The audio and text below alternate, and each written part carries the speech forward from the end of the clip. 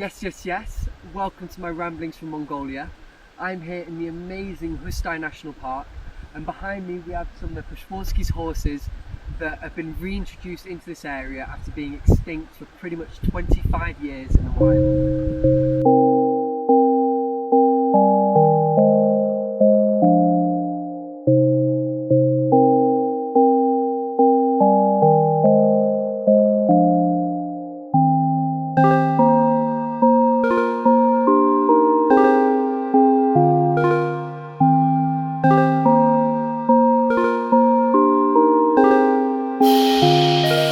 Good, fantastic. I feel nice. I'm in a hood. What else? My shoes are Nike. Industry comedians wanna cut me out. Idiots. After this, they should feel contrite. I feel good, Blessed. I feel nice. What else? I'm in a hood. Come on. My shoes are Nike. Industry comedians wanna cut me out. Failing.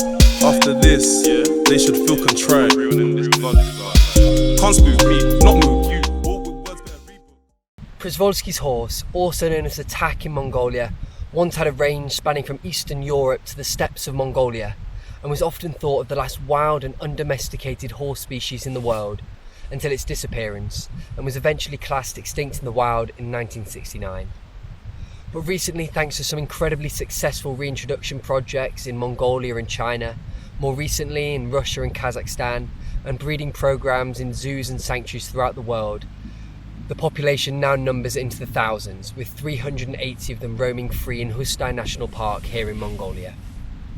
So I sat down with Dashparev, director of the park and son of famous Mongolian polar explorer, and the man who first brought these horses back into the country, to talk about this amazing achievement. First described in the 1800s by Russian explorer and geographer Przewalski on his way through to Tibet, the folklore of these horses soon became widespread, and their presence was a staple in any exotic animal collection throughout Europe. Dashparev said this was the main contribution to their decline, with 88 foals being shipped back to Europe throughout the 1900s, with 55 of them surviving. In order to capture these foals, stallions were often killed, and more often than not, entire harems were massacred, the scale of which was unprecedented. It wasn't the only factor though, and things such as incredibly cold winters and conflict with the Kazakh people who poached them for meat eventually led to them being classified extinct in the wild. It's interesting to think that the main thing that drove them to extinction was also the reason that they're still here today. So it's incredibly difficult to argue whether their collection and transportation to Europe could possibly be a good thing. Fast forward several years and the Dutch NGO FRPH started looking towards building a working population, creating a stud book and breeding them in 6 different reserves around Europe, namely in the Netherlands and West Germany. Coincidentally, at the time the Dutch NGO was starting to look towards reintroduction, Mongolia had just shaken off a communist past and was ready to collaborate with the rest of the world. Dashparev said it's only right that these horses were reintroduced here, as it was the last place they were seen before they died out, and the locals were incredibly enthusiastic to have them here. So the site was selected and Hustai National Park was born. Since their reintroduction into the area, the population has grown and grown. And now the park, entirely funded by tourism, is seen as an almost island oasis in an increasingly arid surrounded landscape. Home to red deer, marmots, recently permanent populations of Argali sheep and Mongolian gazelle, and the ever-present number of raptors circling overhead. It's incredible to see all these things living in harmony together. The increasingly arid landscape is mainly caused by livestock expansion. They number around 80 million individuals at the moment. That's 3 times more than there were in the 90s, and their damage is just becoming ever and ever more. And this, alongside sort of unregulated mining on both a big and small scale, worries Dashparev, and he says that potentially if nothing is done, soon there may not be anywhere else for these horses to go. The long-term goal, he explains to me, is not just to have them roaming free around Hustai, but for the ability for them to be relocated into other places around Mongolia and once again live amongst the nomadic people.